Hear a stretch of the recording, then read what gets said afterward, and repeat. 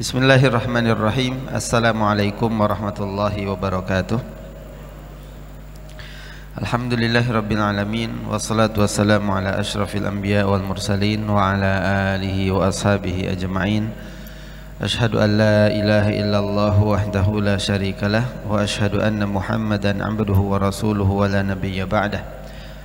Allahumma salli wa sallim wa zid wa barik ala habibina wa nabiyyina Muhammadin sallallahu alaihi wasallam wa ala alihi wa ashabihi ajma'in. Allahumma anfa'na bima 'allamtana wa 'allimna ma yanfa'una warzuqna 'uluman tanfa'una. Allahumma la sahla illa ma ja'altahu sahla wa anta taj'alul hazna idza syi'ta sahla. Rabbi syrah li sadri wa yassir li amri wahlul 'uqdatam min lisani yafqahu qawli, amma ba'du. Ahibati fillah, ikhwan wal akhwat, bapak-bapak, ibu-ibu yang dimuliakan Allah Subhanahu wa taala, juga para pendengar Radio Iskarima FM, Radio Suiba dan Radio RDS FM.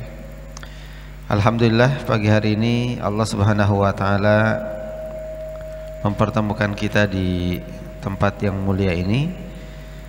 Mudah-mudahan Allah senantiasa ridha, Allah senantiasa melimpahkan barokahnya untuk kita, dan mudah-mudahan ilmu yang kita dapat nanti menjadi ilmu yang bermanfaat untuk dunia dan akhirat kita. Salawat dan salam senantiasa kita haturkan pada Nabi kita, Nabi Muhammad sallallahu alaihi wasallam, keluarga beliau, sahabat beliau, dan seluruh umatnya yang melaksanakan sunnahnya sampai hari kiamat. Ahibati fillah, kita akan lanjutkan kajian kita Kitab At-Tibyan fi Adabi Hamalatil Quran karya Imam An-Nawawi rahimahullah. Pada kesempatan yang lalu kita sampai di bab yang keempat, adab guru dan adab murid, halaman 26 bagian bawah, Imam Haris Al-Muhasibi.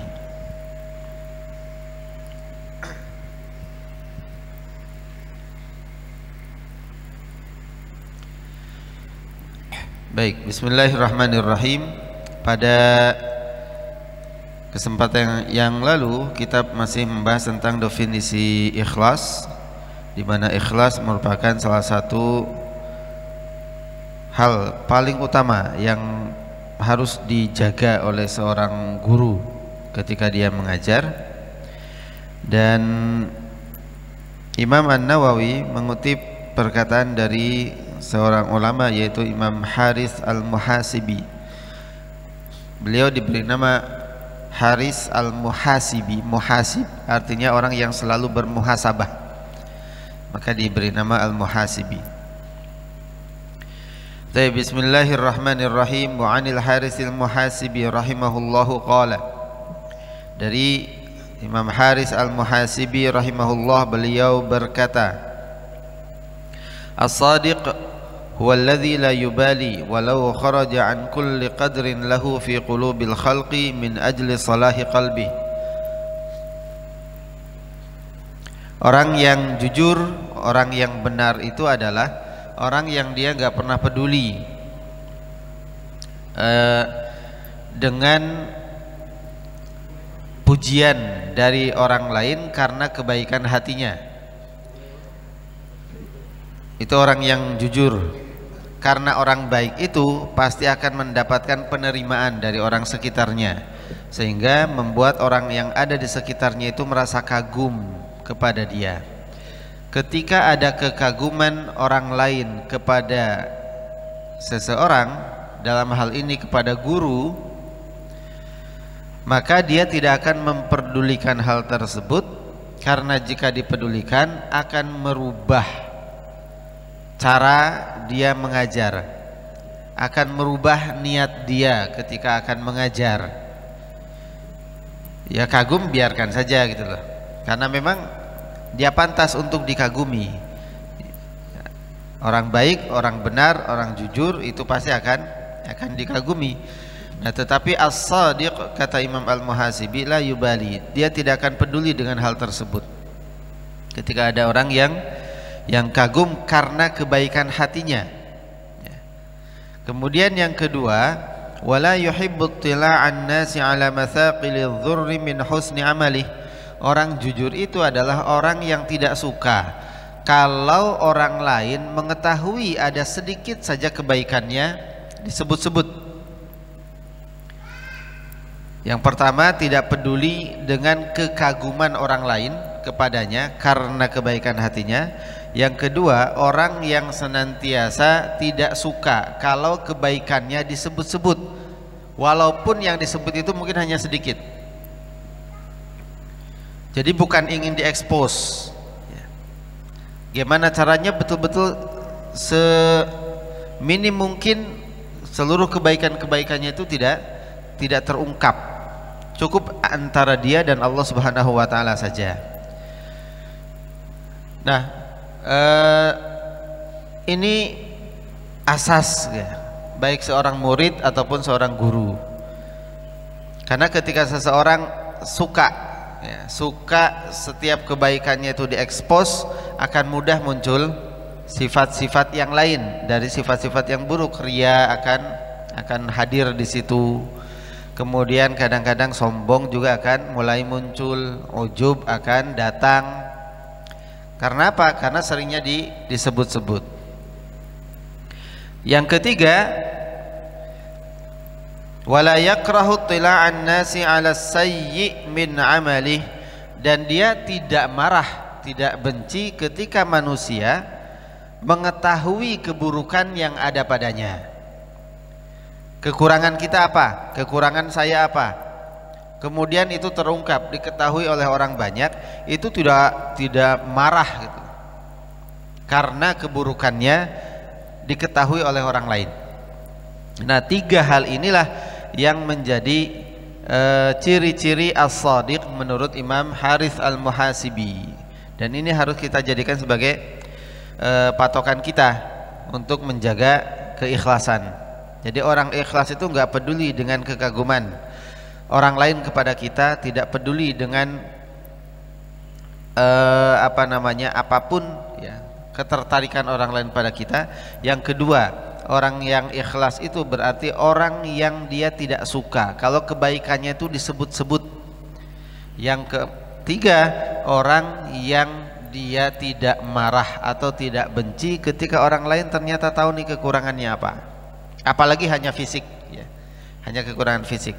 Kalau ada orang lain yang tidak suka kekurangannya itu dikenal, diketahui oleh orang banyak, maka disebutkan fa inna karahatahu lidzalik dalilun ala annahu yuhibbu ziyadata indahum. Karena apabila dia benci atau bencinya dia terhadap hal tersebut, maksudnya bencinya dia kalau kekurangannya, keburukannya diketahui oleh orang lain, itu sudah menjadi petunjuk bahwa orang ini ingin mendapatkan pandangan lebih dari orang lain, ingin dipuji, ingin dikenal baik. Sementara suatu hari kemudian dikenal ada desas-desus, ada isu bahwasanya si fulan ini aslinya begini loh.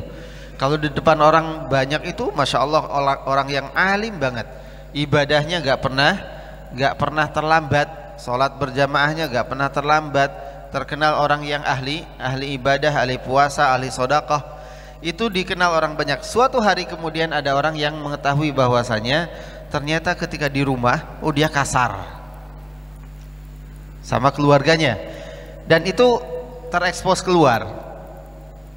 Nah, kalau dia nggak suka itu terjadi, maka berarti dia tidak shadiq, dia tidak jujur. Setiap hari dia kasar pada keluarganya, pada anaknya, pada istrinya, tetapi itu ditutup-tutupi serapat mungkin, dan kemudian tujuannya supaya dia tetap menjadi orang yang baik di tengah-tengah masyarakat. Dan kalau ketahuan kemudian dia marah, tidak suka, dan mencari orang yang menyebarkan berita tersebut, nah, kemarahannya itu bentuk bahwasanya orang ini adalah orang yang ingin mendapatkan tambahan pandangan manusia, berarti dia bukan orang yang ikhlas ketika ibadahnya. Berarti dia bukan orang yang jujur dalam setiap amal yang dilakukannya. Ada seorang yang dia ahli ibadah, puluhan tahun dia beribadah kepada Allah Subhanahu wa taala, tidak pernah terlambat. Sampai suatu hari kemudian dia tidak ada salat, salat berjamaah, dia tidak ada salat di situ. Dan setelah ditanya, kenapa engkau tidak salat? Ya karena sebetulnya sedang sakit. Dia sakit, nggak salat kan wajar kalau kemudian tidak salat berjamaah di masjid. Namanya orang sedang sakit dan boleh gitu loh, kalau memang tidak mampu berangkat ke masjid. Tetapi puluhan tahun dia tidak pernah ketinggalan salat berjamaah di masjid. Orang-orang sudah paham dia ahli jamaah gitu. Tapi ketika sakitnya, ternyata orang ini berkata dalam dirinya, ya Allah, saya sakit hari ini sehingga saya tidak bisa berangkat ke masjid untuk salat berjamaah. Bagaimana kata orang nanti? Mereka sudah tahu kalau saya biasanya sholat berjamaah, dan sekarang saya gak sholat berjamaah. Nanti orang-orang akan berpandangan apa kepada saya? Orang-orang akan memberi label apa kepada saya?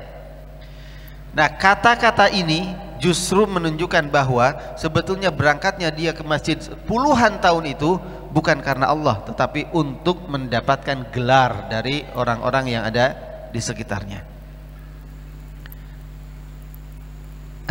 Buat seorang guru, buat seorang murid, hal-hal semacam ini itu seringkali muncul. Kenapa saya belajar? Kenapa saya mengajar? Itu seringkali muncul karena orang lain, bukan karena Allah Subhanahu wa taala. Taib, fa inna karahatahu lidzalika dalilun ala annahu yuhibbu ziyadata 'indahum wa laysa hadza min akhlaqis siddiqin, dan ini bukan akhlak para siddiqin. Wa an ghairihi, dan dari yang lainnya mengatakan, idza talabtallaha ta'ala bisidqi a'taqallahu mir'atan tubsiru fiha kulla syai'in min ajaibid dunya wal akhirah. Siapa saja atau jikalau kita meminta kepada Allah dengan jujur, dengan benar, maka Allah akan memberikan kepada kita mir'ah. Mir'ah itu cermin, yang dari cermin itu kita bisa melihat apa saja yang ada di dunia ini, keajaiban-keajaibannya yang membuat kita takjub. Jadi kalau kita memintanya kepada Allah dengan jujur, dengan benar, ya Allah, saya ingin belajar untukmu, ya Allah, saya ingin pergi mengajar untukmu, maka Allah Subhanahu wa taala akan memperlihatkan pada kita hal-hal yang tidak baik itu. Dan juga Allah akan memperlihatkan pada kita hal-hal yang baik, seolah-olah di situ ada cermin. Ya, di situ keburukan kita akan terlihat, di situ juga kebaikan kita akan terlihat. Ya, ajaibud dunya wal akhirah akan terlihat oleh kita. Nah, terkait hal ini banyak disebut oleh para ulama, termasuk juga Imam An-Nawawi menyebutkan hal-hal semacam ini di dalam kitabnya Syarah Al-Muhadzab. Lebih tebal daripada kitab yang kita bahas ini. Ada guru, ada murid, dibahas lebih panjang di situ. Taib, itu pembahasan yang kemarin masih tertinggal, dan kita akan masuk kepada faslun jadid, ya. Pasal yang baru, ya, lebih spesifik lagi bagi seorang guru. Bismillahirrahmanirrahim. Faslun, yanbaghi alla yaqsida bihi tawassulan ila aradin min a'radid dunya. Seorang guru itu seharusnya ketika dia mengajarkan ilmunya, atau dalam hal ini terkait dengan bab kita adalah bab mengajarkan Quran, hendaknya ia tidak meniatkan untuk memperoleh kenikmatan dunia. Berupa apa? Yang pertama, min malin. Yang kedua, riyasah. Mal itu harta, riyasah itu jabatan, awijahah, sama ya, pangkat, jabatan, awirtifa' ala aqrani, atau agar kelihatan dia lebih tinggi di antara teman-temannya, au thana'in dan nas, atau mendapatkan pujian manusia, au sarfi wujuhin nasi ilaihi, atau untuk mendapatkan sanjungan pandangan dari manusia. Itu semuanya dunia. Nah, seorang guru nggak boleh dia mengajar itu hanya sebatas untuk cari dunia tadi, baik itu cari harta, sehingga dia pilih-pilih mana yang kira-kira lebih banyak nih dapat uangnya, maka dia akan ngajar. Kalau nggak ada uangnya, dia tidak ngajar. Atau dia mengajar di tempat itu untuk mendapatkan pangkat jabatan. Kalau bisa ngajar di situ, maka insya Allah kedepannya akan mendapatkan pangkat lebih. Atau untuk mendapatkan pujian, sanjungan di hadapan manusia. Wah, ngajarnya di Masjid Agung, itu kan berbeda daripada ngajar di masjid-masjid biasa, di musola-musola. Nah, seorang mu'alim nggak boleh memiliki sifat semacam itu. Tujuannya bukan untuk dunia, apalagi yang diajarkan Quran. Nah, ketika seseorang punya Quran, lalu dia mengajarkan Quran, mungkin gak dapat jabatan, sangat mungkin bisa dengan mudah. Mungkinkah dapat uang, sangat mudah. Ya. Apalagi ketika Qurannya lancar, bacaannya bagus, di mana-mana bisa diundang itu untuk ngajar. Tapi itu tidak ada manfaatnya kalau niatnya hanya sebatas untuk mencari dunia. Gak dapat apa-apa ya, kecuali yang dia inginkan saja. Tapi di akhirat dia sama sekali nihil. Uangnya akan jadi bencana untuk dia, pangkat jabatannya akan jadi musibah untuk dia, dan semuanya akan jadi fitnah. Apalagi ingin dipuji. Tidak semua orang akan memuji kita kok. Ada orang-orang yang pasti tidak suka dengan yang kita lakukan, termasuk ketika kita ngajar Quran. Dapat pujian, dapat dari siapa? Setidaknya dapat pujian dari murid-murid kita. Oh, masya Allah, Ustadz saya itu kalau ngajar bahasanya lugas, tegas. Oh, kalau ngajar masya Allah makharijul hurufnya itu loh fasih banget, tepat. Wawasannya luas, ilmu tajwidnya gak cuma itu aja. Ternyata bisa lebih dalam lagi.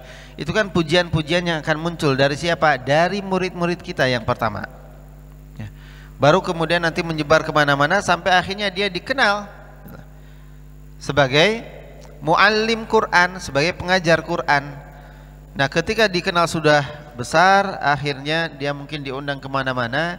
Di situ fitnahnya akan muncul. Diundang di sini dapat harta, apa saja hartanya itu. Nah, ketika diundang di sini tidak dapat apa-apa, diuji dia, kira-kira dia akan datang atau tidak. Termasuk jumlah yang hadir. Kalau yang hadir banyak, semangat. Kalau yang tidak hadir, yang hadir hanya sedikit, hilang semangatnya. Jadi punya standar minimal sekian orang.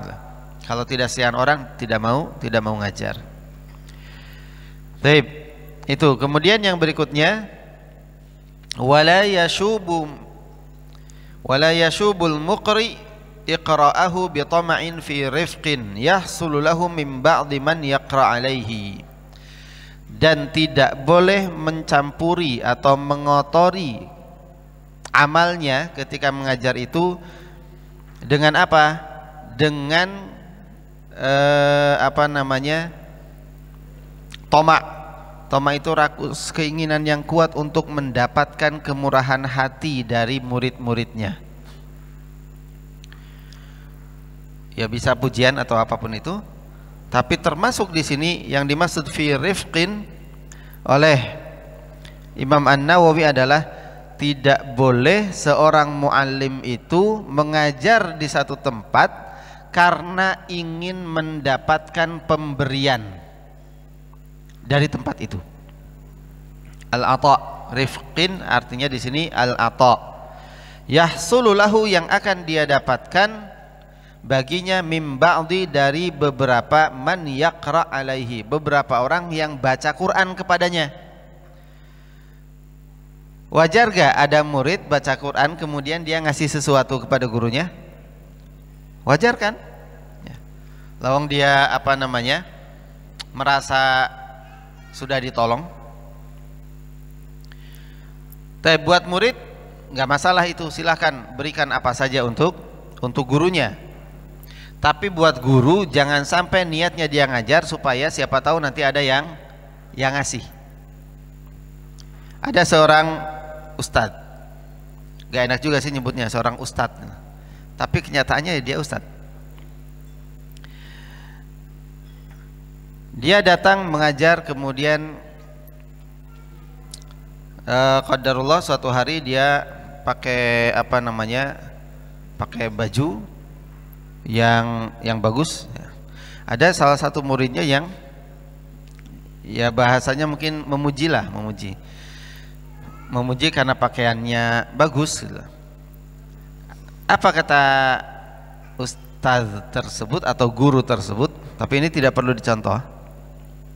Dia mengatakan, oh iya bu, alhamdulillah, ini tahu gak ibu ini dari mana? Baju ini dikasih sama jamaah saya di sebelah sana. Kemudian dia pakai jam tangan bagus, jam tangan ini saya dikasih oleh jamaah sebelah sana. Muridnya yang muji tadi orang kaya. Orang kaya punya kelebihan harta dan orang yang peka gitu loh. Akhirnya dia sadar, oh kenapa nih ustadz ini kok ngomongnya begitu? Jangan-jangan dia juga pengen nih dikasih sama saya gitu. Nah sayangnya si ustadz ini kemana-mana mesti bilang begitu. Nah sehingga beberapa jamaahnya perasaannya mungkin tersentuh, ya otomatis gak enak juga. Masa ustadz nyebut sana dikasih, sana dikasih, sana dikasih, kemudian di sini tidak, hanya dikasih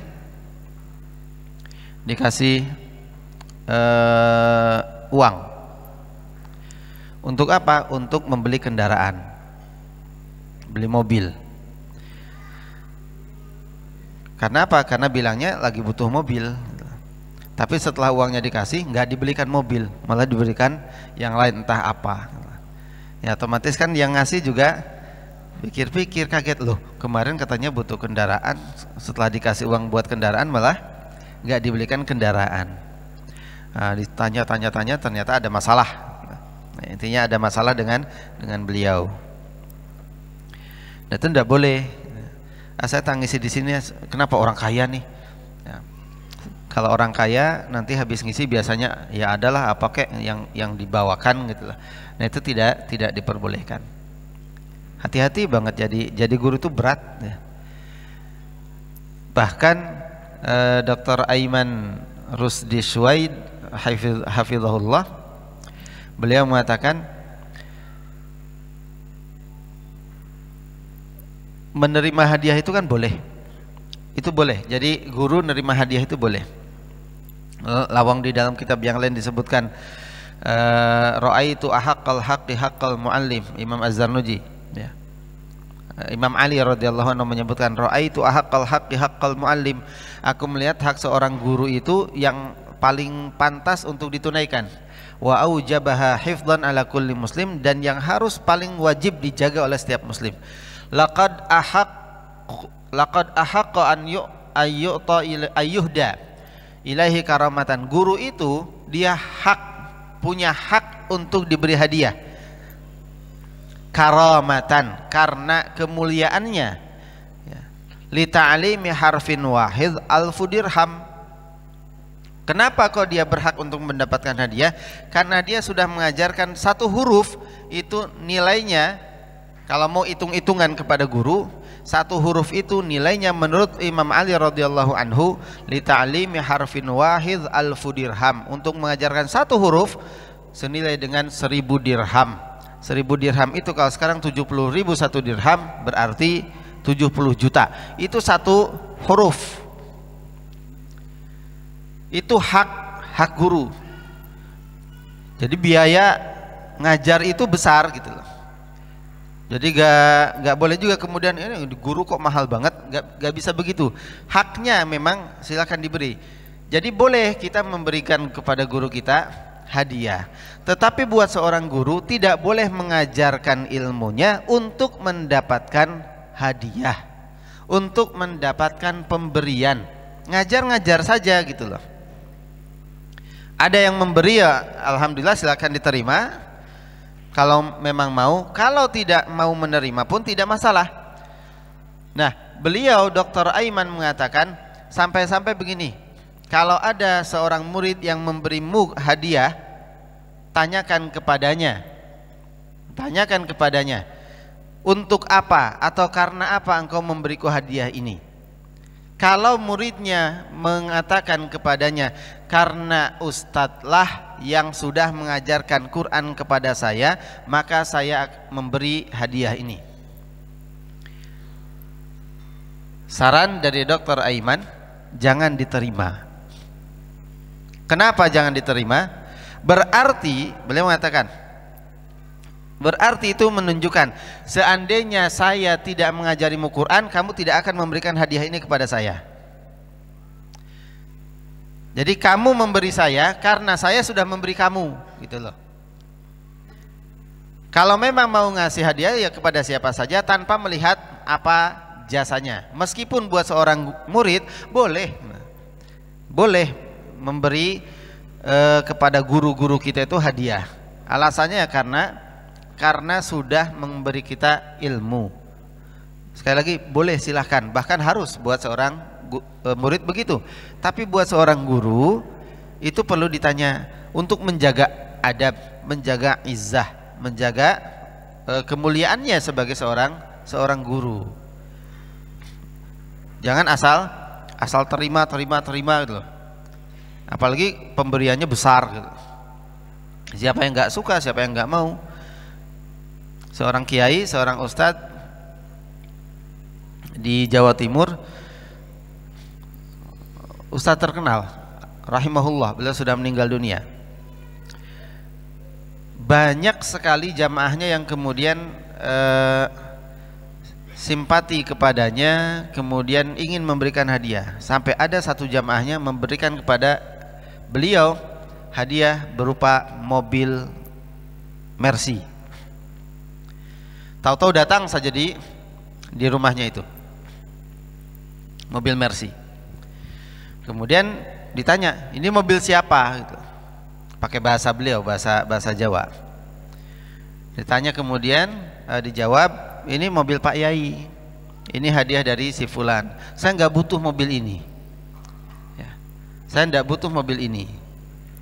Gak apa-apa Pak Yai. Mungkin Pak Yai mau pengajian, mau kemana, silahkan dipakai. Dan sekalian ini ada supir pribadinya. Karena dipaksa, akhirnya diterima. Tetapi Pak Yai ini pekerjaannya setiap hari ke sawah. Maka kemudian bilang kepada supirnya tadi, antar saya ke tempat saya bekerja. Siap Pak Yai.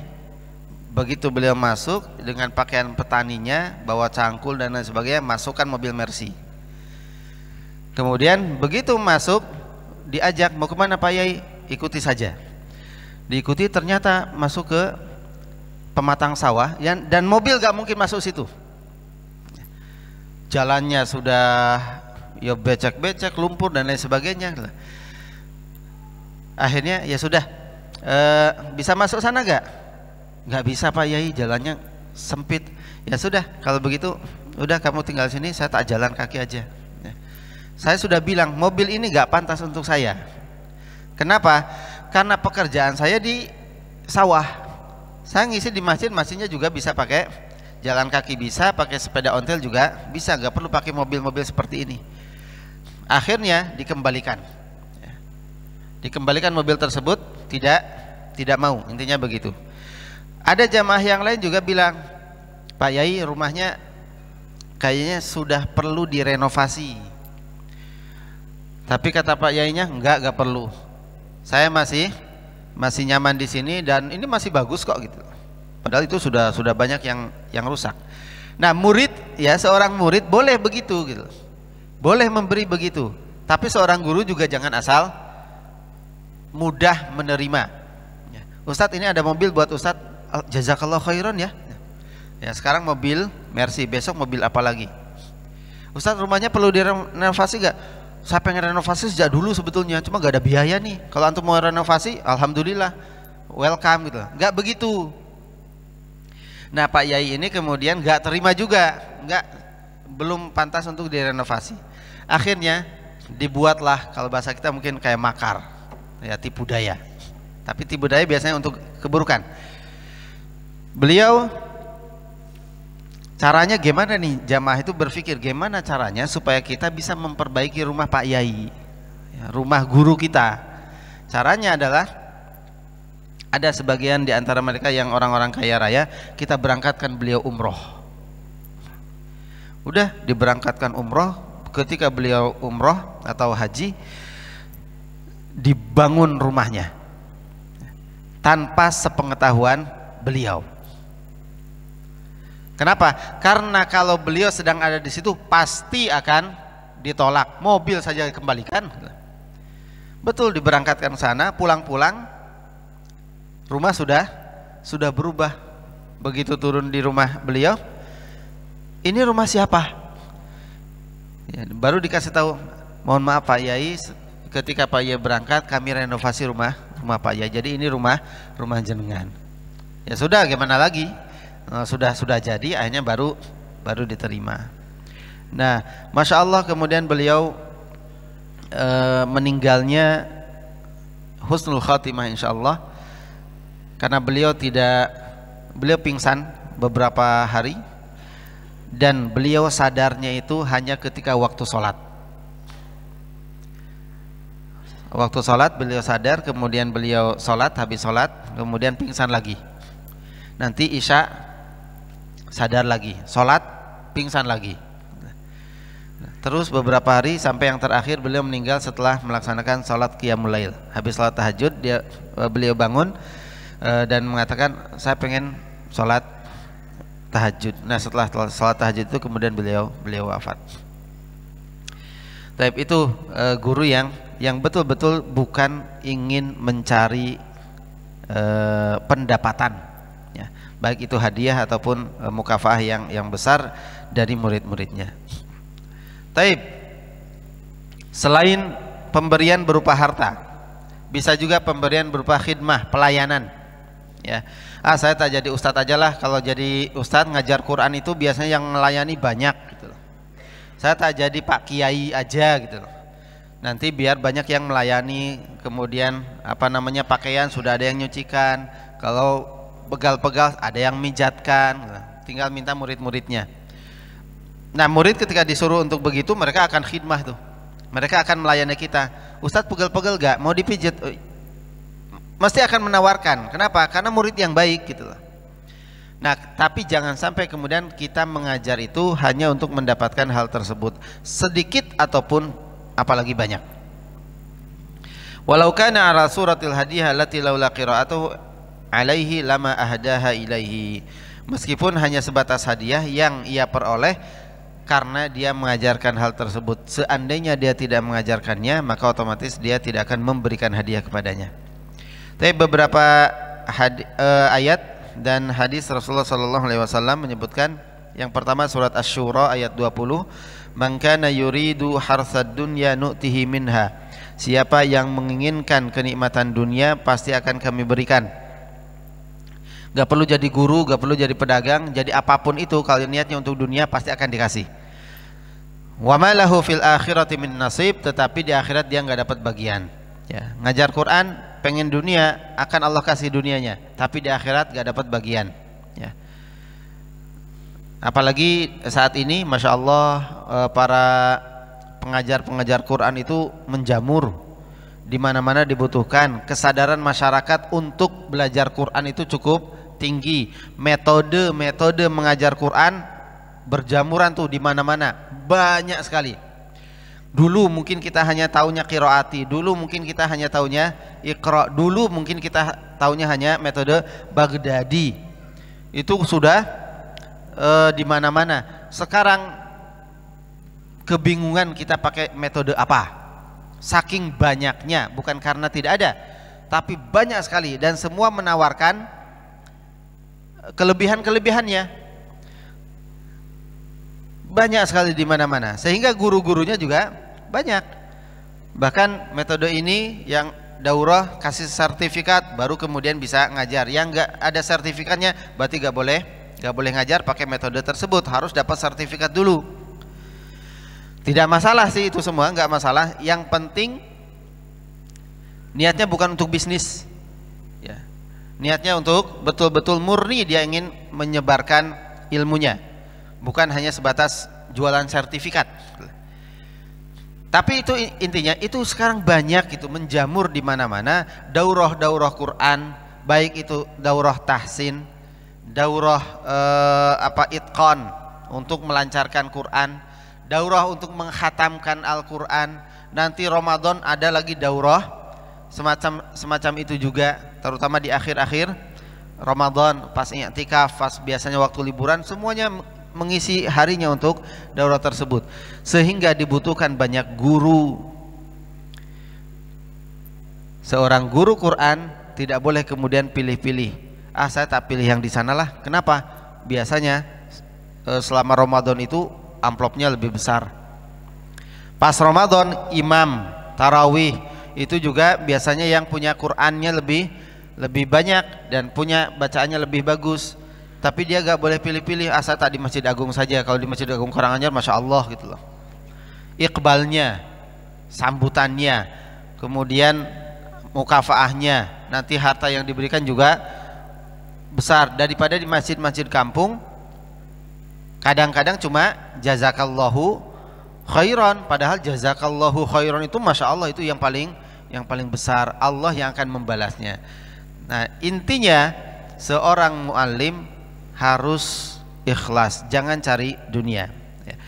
Ayat yang kedua Allah juga mengatakan man kana yuridul ajilah, siapa yang menginginkan dunia al-ajilah, maka ajalnahu, kami akan segerakan, ya.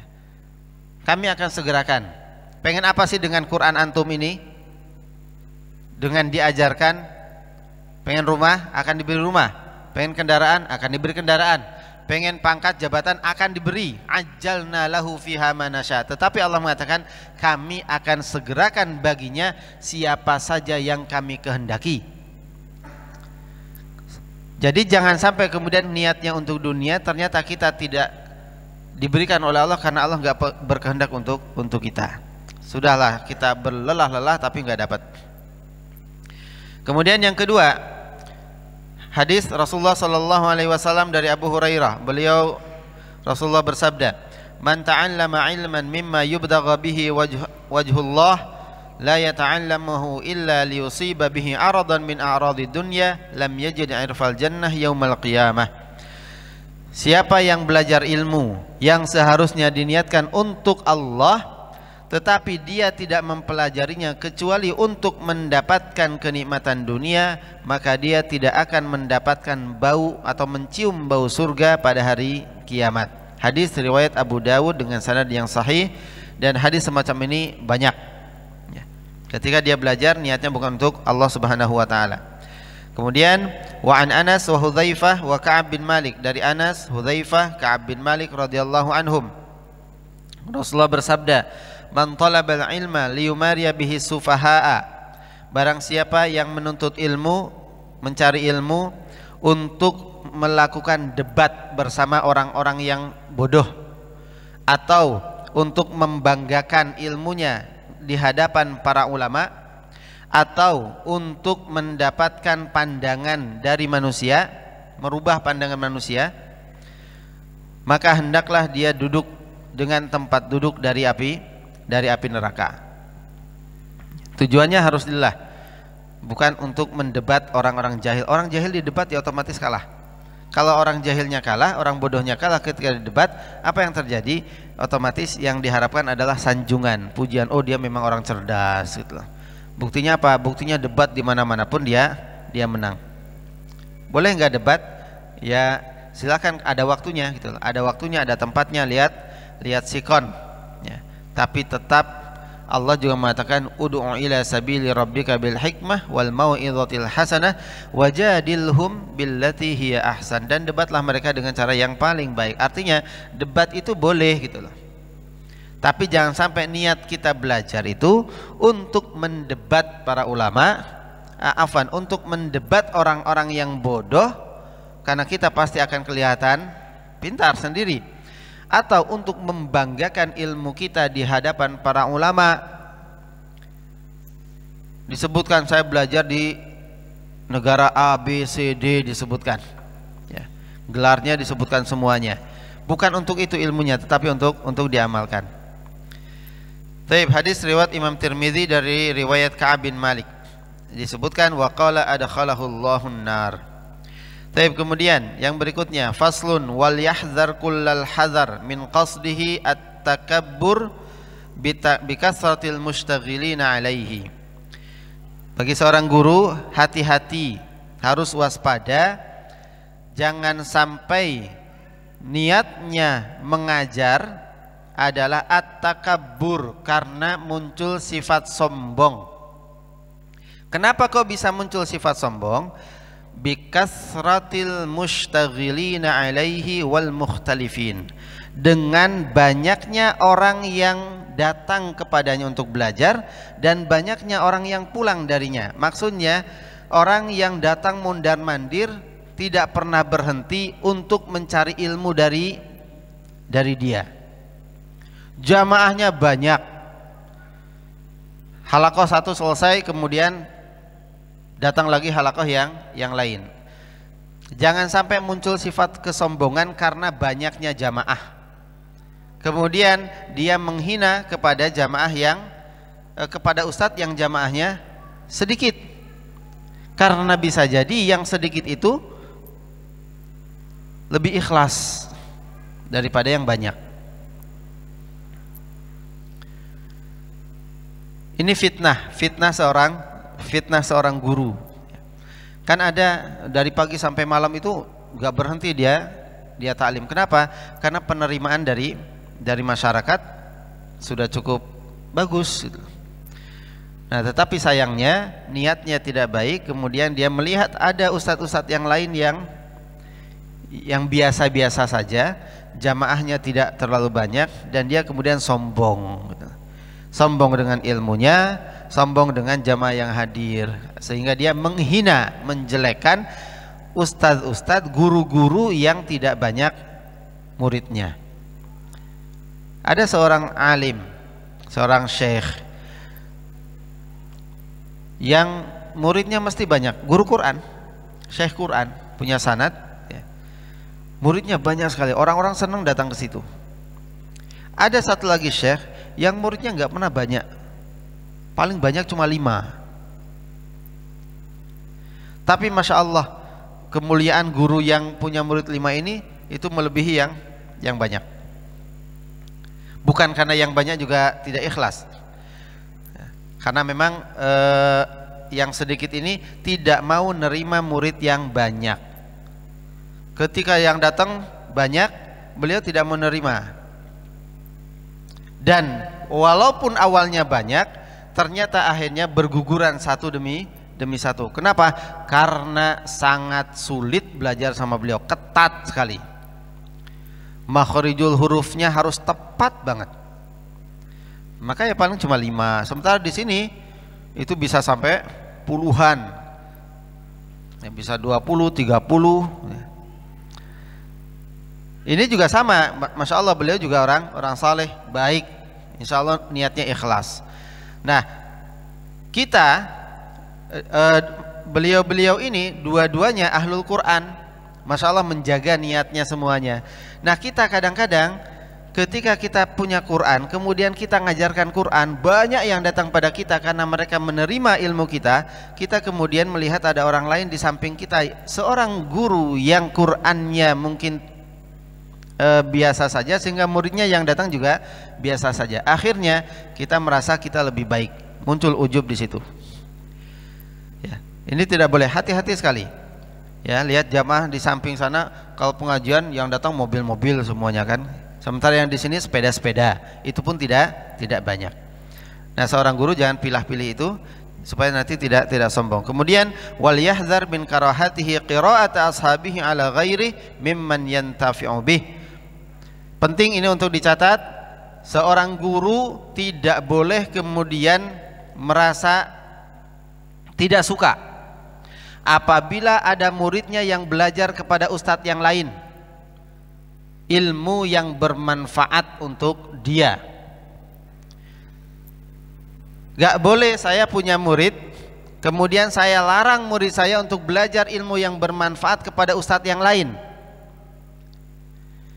Imam An-Nawawi rahimahullah mengatakan, wa hadhihi musibah, ini adalah musibah yang paling besar, yubtala biha ba'dul mualliminal jahilin. Tapi di sini disebutkan dalam terjemahnya juga alhamdulillah sama. Ini adalah ujian yang biasa menimpa para guru yang masih bodoh. Lihat label yang diberikan oleh seorang ulama, yaitu Imam An-Nawawi, melabeli seorang guru yang dia selalu menahan, melarang murid-muridnya belajar kepada orang lain ilmu yang bermanfaat. Beliau melabelinya sebagai wa hadhihi musibatun, ini adalah musibah, yubtala biha ba'dul muallimin, yang menimpa kepada sebagian para guru yang bodoh.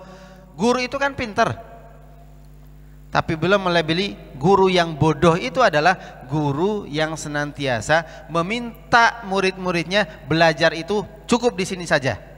Gak boleh halakoh pindah-pindah. Gak boleh belajar di sekian banyak tempat. Kalau mau belajar cukup di sini saja. Itu musibah, sehingga apa? Sehingga yang nanti muncul adalah fanatisme halakoh. Asobiyah. Ya. Dia bangga dengan kelompoknya dan dia akan menghina kelompok yang lain. Seorang syekh yang tadi saya sampaikan, Dr. Aiman Rushdi Suwaid, beliau masih ada, masya Allah, barakallahu fi.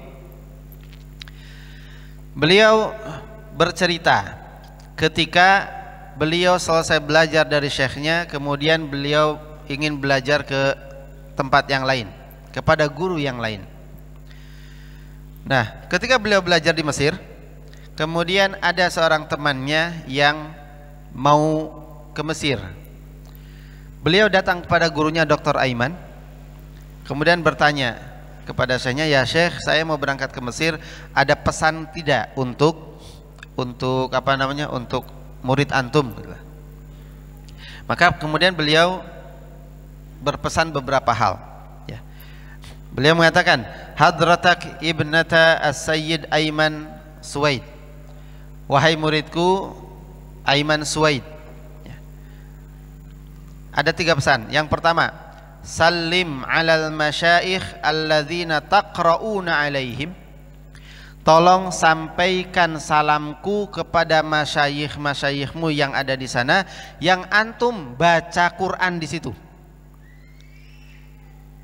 Satu, sampaikan salamku kepada seluruh guru-gurumu yang ada di sana. Yang kedua, wa qabbil yadahum anni, tolong ciumlah tangan mereka atas namaku. Sampaikan salamku untuk mereka, ciumlah olehmu tangan guru-gurumu itu, tetapi atas namaku. Yang ketiga, watlub li minhumud doa, dan mintakanlah doa untukku dari mereka. Yang perlu dicatat di sini adalah gurunya yang di Syam, gurunya yang di Damaskus ini lebih senior daripada guru Dr. Aiman Suwaid yang di Mesir. Tetapi gurunya yang senior tidak kemudian, saya nggak perlu titip apa-apa, loh yang di sana masih junior saya kok, gitu. Nggak begitu. Tetapi beliau mempersilahkan, silakan belajar di sana, ambil ilmu yang baik dari mereka, kemudian sampaikan salamku pada mereka, ciumlah tangannya untukku dan mintakan doa untukku dari mereka. Itulah seorang muallim. Jadi nggak boleh, saya biasa ngajarnya ya kitab ini, At-Tibyan fi Adab Hamalatil Quran, mungkin tentang adab, kemudian tahu-tahu datang murid saya kepada saya, Ustadz, saya mau belajar sirah ya, kepada siapa? Kepada Ustadz Fulan. Nggak boleh, antum belajar sirah sama saya saja, padahal saya bukan ahli sirah gitu. Ustadz, saya mau belajar akidah ya, nggak boleh, akidah sama saya, semuanya sama saya, padahal saya bukan ahli di bidang itu semua. Nah, tetapi berikan kepadanya kesempatan, silahkan saja dia mau belajar itu kepada siapa saja, selama ilmu yang diambilnya adalah ilmu yang bermanfaat dan kita tahu memang siapa orang-orang yang didatangi untuk belajar. Hanya kita tahu background gurunya itu siapa, akidahnya bagaimana gitu loh. Ya kita mengarahkan, tapi intinya tidak boleh kemudian halaqah itu halaqah kita saja, nggak boleh.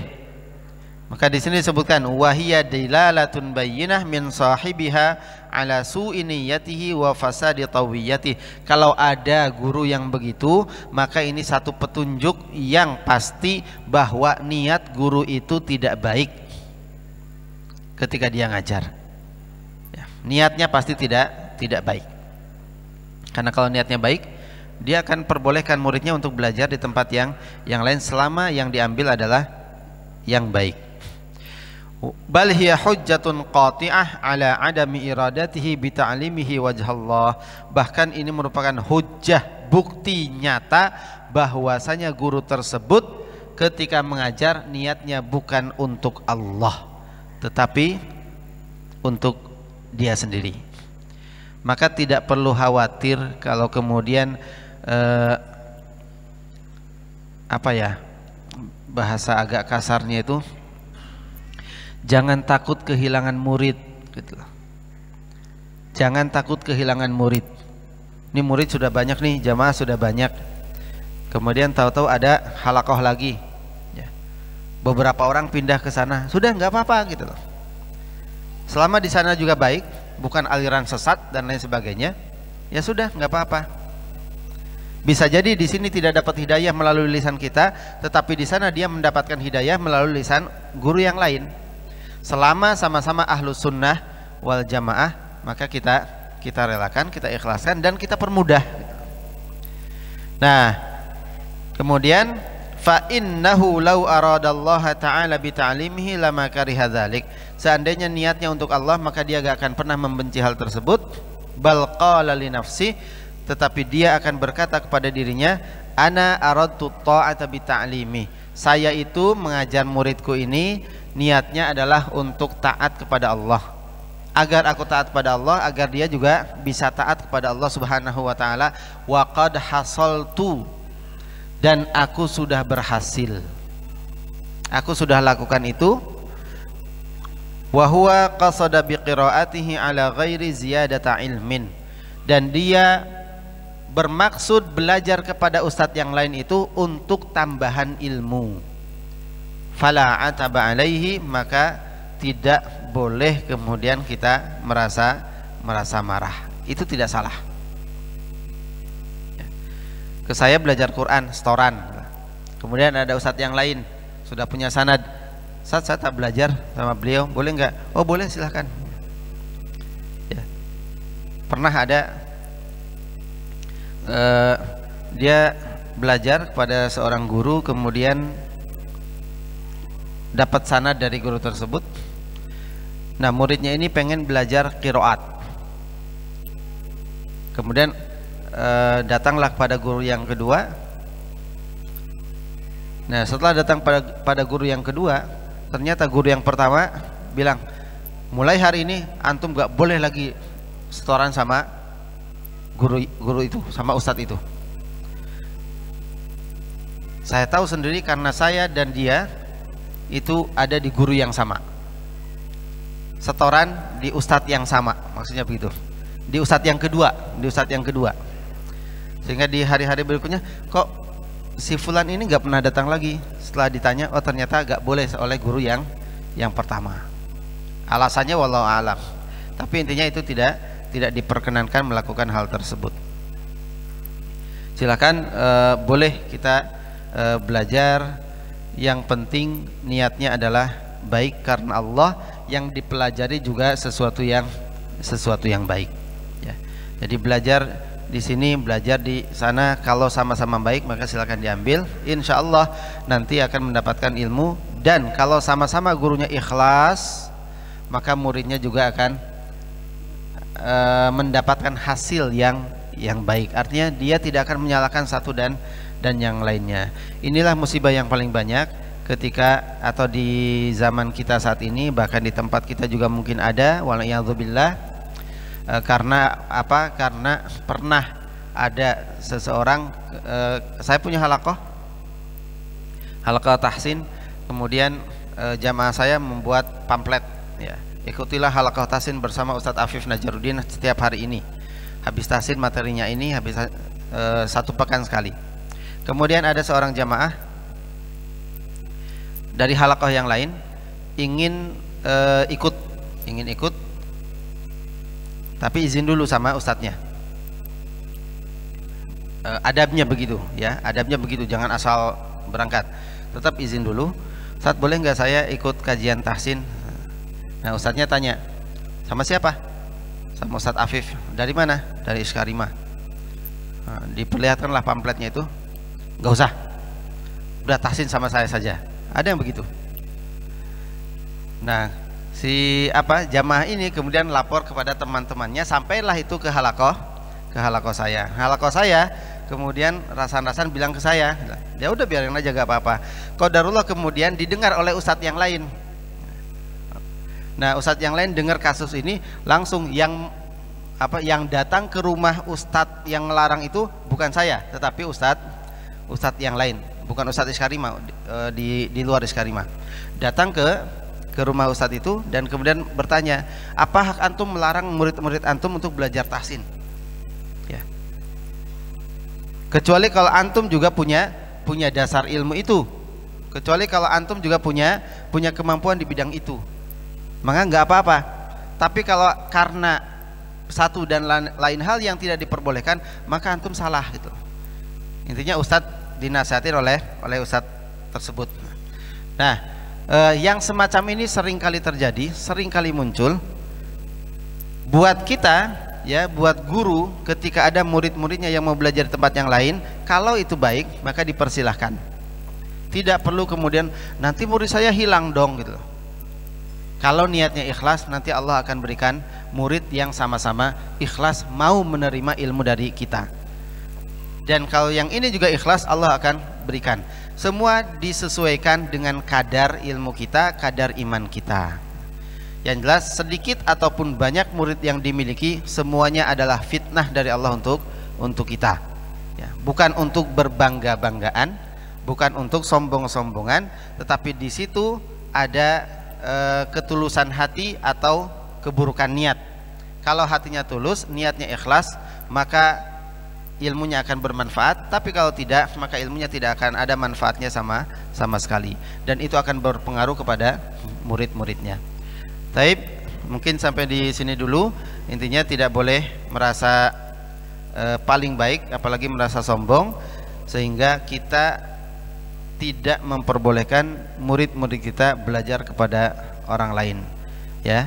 Mudah-mudahan Allah Subhanahu wa taala senantiasa menjaga kita, memberikan ilmu dan adab serta amal yang terbaik yang kita persembahkan untuk Allah Subhanahu wa taala, dan semoga Allah menjaga guru-guru kita, ustadz-ustadz kita agar tetap istiqomah meskipun kita yakin ada banyak tantangan, ada banyak hambatan dalam dakwah mereka, dan kita semoga bisa diistiqomahkan oleh Allah Subhanahu wa taala untuk selalu bisa hadir di majlis-majlis ilmu. Aqulu qouli hadza astaghfirullahal azim li wa lakum. Semoga bermanfaat. Kami akhiri. Assalamualaikum warahmatullahi wabarakatuh.